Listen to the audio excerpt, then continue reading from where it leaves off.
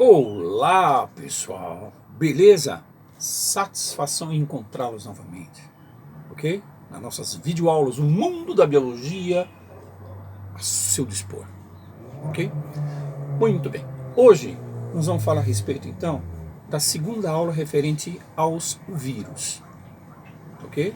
Na primeira aula que nós fizemos, nós falamos a respeito dos vírus de forma geral, né? A sua origem, a primeira verificação desses micro-organismos altamente infecciosos, falamos a respeito que são parasitas intracelulares obrigatórios, né? E hoje a gente vai dar continuidade, então, principalmente falando da sua morfologia e da sua reprodução, os ciclos de reprodução viral.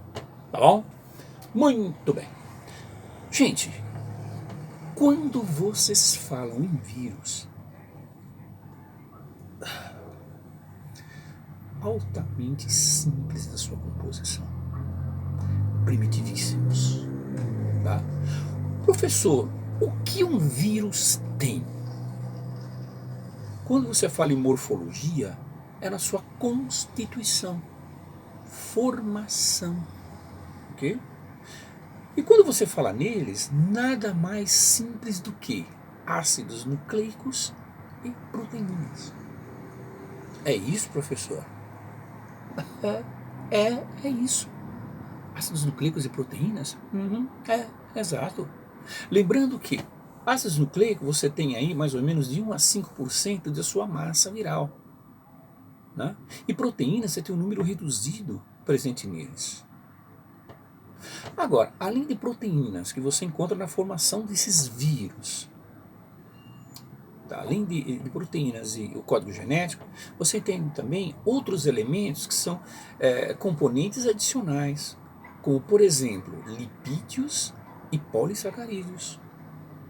E esses lipídios e polissacarídeos são importantes quando você fala em vírus, na identificação e verificação deles. Mas como assim, professor? Né? Quando eles são injetados, quando eles são presentes no nosso organismo, tá certo? Os anticorpos, eles se identificam com esse vírus através do que? Principalmente lipídios e polissacarídeos. É mesmo? Exatamente. Quer dizer que quando eles entram no nosso corpo, né? No caso, esses lipídios e polissacarídeos têm propriedades, no caso, antigênicas, que faz com que o corpo, eles induzem, tá certo? Induzem os anticorpos específicos a eles. Exatamente isso. Tá? Então essa parte de formação deles são importantes. Então lembrando, o que um vírus tem na sua formação morfologia?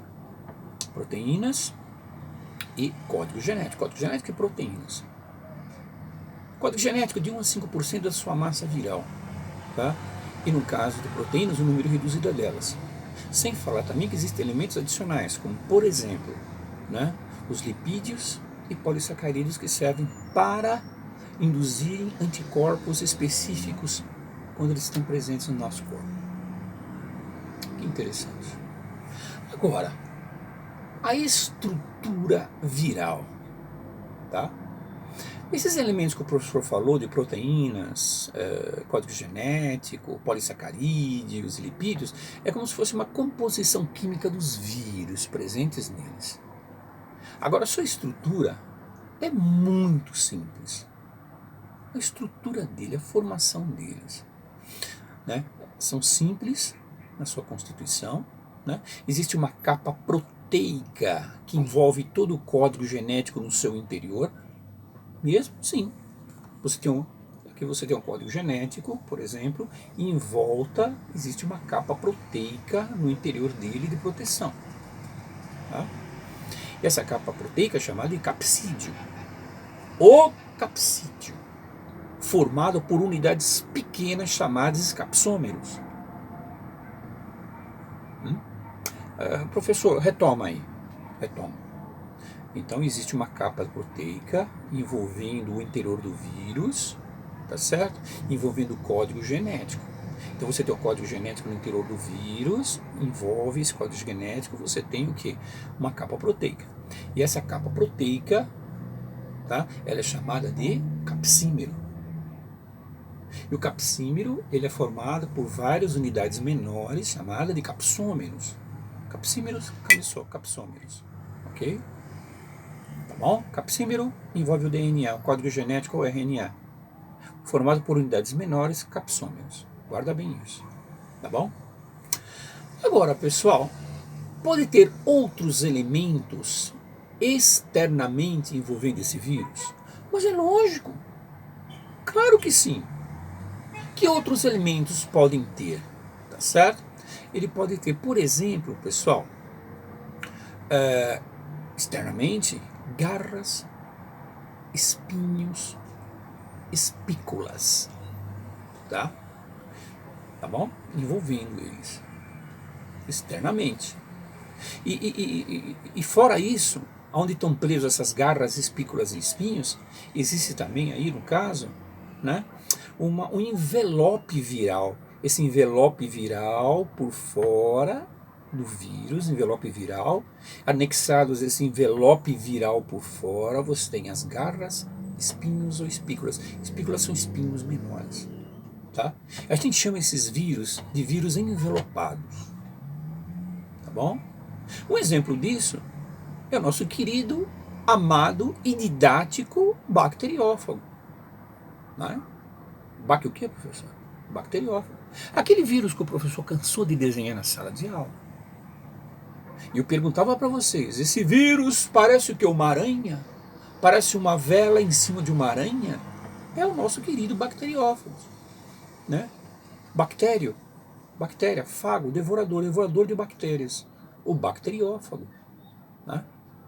Esse mesmo bacteriófago, né, que adora se multiplicar em cima da Escherichia coli, uma bactéria, uma endobactéria intestinal. Tá bom? Agora, pessoal, quando você fala em vírus, além da sua composição química, além da sua morfologia simples, existe uma atividade viral? Existe uma atividade viral. Pera aí, professor, pera um pouquinho, para tudo, para tudo.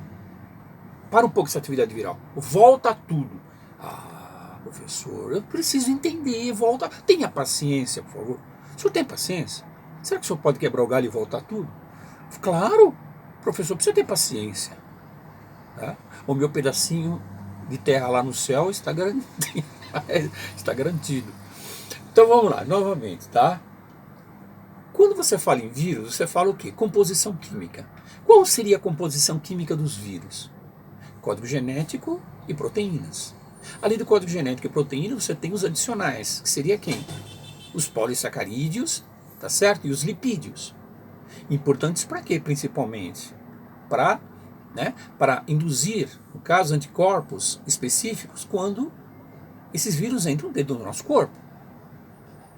E se baseiam nesses dois elementos principalmente. Tá certo? Os lipídios e os polissacarídeos. Tá, isso é composição química? Sim. Estrutura viral? Simples na sua formação, tá? Envolvendo o código genético deles. O vírus tem código genético, o RNA ou DNA. Existem aqui casos raros que tem os dois, raríssimos, tá? Nós vimos na aula passada. Então, envolvendo o DNA interno do vírus, você tem quem? Você tem uma capa proteica chamada do quê? Capsímero. Ou seja, desculpem, capsídio. Capsídio envolve o código genético no interior do vírus. Capsídio. E os capsídeos são formados por unidades menores chamadas do quê? Capsômeros. Tá bom? Outra coisa, envolvendo o vírus por fora, você tem quem? Você tem um envelope externo. Alguns vírus apresentam esse envelope. E esses envelopes são dotados do quê? De garras, espinhos, espículas, para fixação na célula hospedeira. Lembrando que os vírus são parasitas intracelulares obrigatórios, ou seja, só se multiplicam dentro de células, senão não. Parasitas intracelulares obrigatórios. Tá bom? Fora de células, os vírus eles ficam inertes. Tá bom?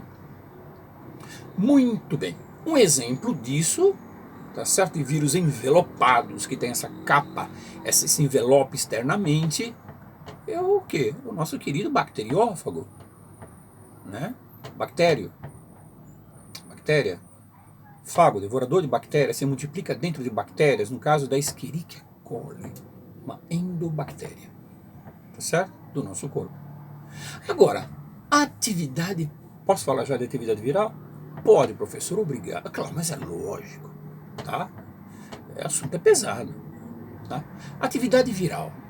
Quando a gente fala da atividade viral dos vírus, a gente fala, atividade viral dos vírus, que coisa absurda. Quando a gente fala de atividade viral, a gente fala em quê? Por exemplo, vírion, fago virulento ou profago, ou seja, fago temperado ou profago. Frango temperado? Não, fago temperado. Frango é de domingo, aquele frango de padaria que eu engraxo o bigode naquele frango. Então seria o quê? Então seria vírion, fago temperado ou profago e fago virulento. Essas 3 atividades virais. Tá bom? Inclusive, fago virulento, nós vamos dar um exemplo do próprio bacteriófago, que eu cansei de escrever na lousa, desenhar na lousa, aquela lousa colorida, a respeito da reprodução desse vírus, que seria o fago virulento do bacteriófago. Tá bom? A fase de vírion é quando o vírus está fora do corpo, fora da célula, em ambiente aberto, estado de latência, dormência, esperando o momento para entrar dentro do corpo, dentro da célula hospedeira. Vírion, fora, ambiente externo. O fago temperado ou profago é aquele vírus que já está dentro do seu corpo, entrou dentro dele, ou vias aéreas, ou via oral, ou via sangue, entrou lá dentro, tá certo? Ou escoriação na pele, tecido, entrou lá, só que ele está o quê? Ele está parado, ele está inerte, não está se multiplicando, não está causando a doença, ele está lá. Mas em algum momento, em algum dia, em alguma hora, algum dia, algum mês, ele pode acordar e se manifestar, tá certo? Ou profago, tá? Ou fago temperado. E por último, nós temos quem? O fago virulento, o pior de todos. Aquele que mata a célula, destrói a célula, leva a célula ao óbito. Amém. Tá certo? Reproduzindo, causando novos vírus. É o fago virulento. Em cima desse fago virulento, pessoal, tá? Aquele que está ativo dentro do nosso corpo, ativo dentro da célula, vamos comentar um pouquinho das etapas. Professor, o fago virulento que destrói as células, mata as células e se reproduz, como é que chama esse ciclo dele? Ciclo lítico. Ciclo lítico. Ciclo lítico. Lítico. Tá bom?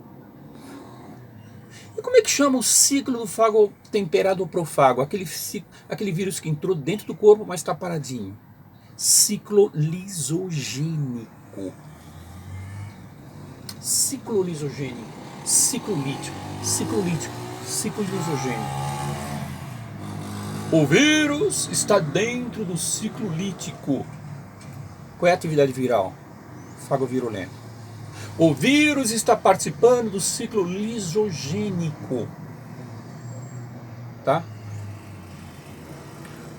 Desculpa. O vírus está na atividade viral profago ou fago temperado. Ciclo lisogênico.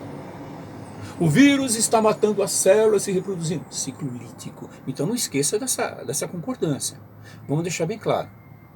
Mata a célula, destrói a célula, gera novos vírus. Tá certo? Atividade viral, fago virulento, ciclo de reprodução, ciclo lítico. Vírus que está quietinho dentro das células, não está se multiplicando, não está dormente, a qualquer momento vai acordar e se manifestar e se reproduzir e virar fago virulento. Atividade viral, fago temperado, ciclo de reprodução, ciclo lisogênico. Tá bom? Acho que deu para... Tá. Agora, para um vírus fazer um ciclo lítico, por exemplo, você vai pegar o bacteriófago T2. O bacteriófago T2. O que acontece? Como é que acontece então o ciclo lítico do bacteriófago? Que ele vai matar a Escherichia coli, essa bactéria. Ele chega na bactéria e posa, como se fosse uma nave espacial. absorção. Adsorção? Isso, adsorção. Fixou? Penetração. Próxima fase. Fixou e liberou o DNA. Injeção. DNA dentro da célula. DNA viral. Tá certo? 4. Nós temos eclipse. Eclipse seria o quê? Atividade de DNA viral. Começa a se multiplicar dentro da célula, no caso da bactéria Escherichia coli. E liberação. Liberação de novos vírus, vírus babies, lembra que eu falo? Vírus bebês, para fora da Escherichia coli, matando a célula, destruindo a célula. Depois de 30 minutos, mais ou menos, você tem uma liberação aí, mais ou menos, de 100 a 200 vírus novos, matando a célula. Tá bom? Vamos então recordar. Ciclo lítico. Atividade viral. Nós temos aí fago virulento, mata a célula, destrói a célula. Ciclo lisogênico, atividade viral, profago, fago temperado, quietinho dentro da célula, não se manifesta. Ciclo lítico, vamos pegar, por exemplo, o bacteriófago e a bactéria Escherichia coli. Ciclo de reprodução, etapas. Primeiro, a bactéria está aqui, vírus chega na membrana celular, ele se fixa, fixou. Adsorção. Depois, penetração. Faz um buraquinho lá, liberou o DNA dentro da célula. Tá? Injeção. O DNA cai totalmente dentro da célula para manter a sua atividade.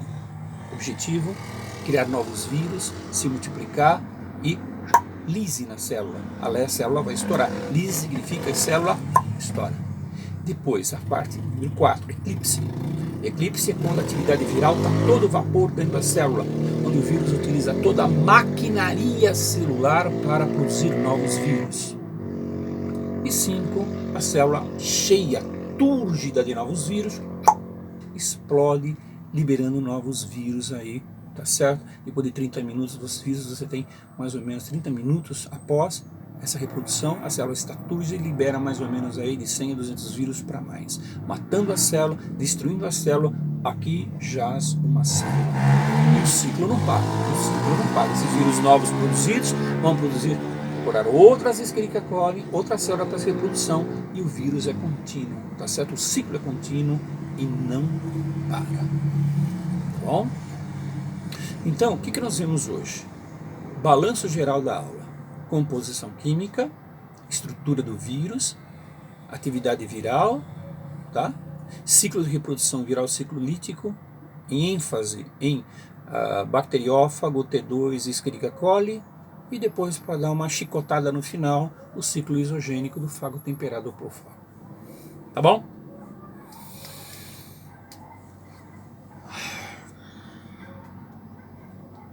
É isso aí. Próxima aula, pessoal, uma aula só sobre Covid-19, atividade desse vírus aí. Tá bom? Que você já sabe a respeito dele, muito, muito mesmo. Tá bom? Beleza, pessoal? Um abraço, tá? Tomem cuidado, se cuidem. Alunos do ARC, façam as tarefas, mande para o meu e-mail, estou esperando. Espero que essa aula ajude bastante. Tá bom? Um abraço, pessoal. Até mais aí.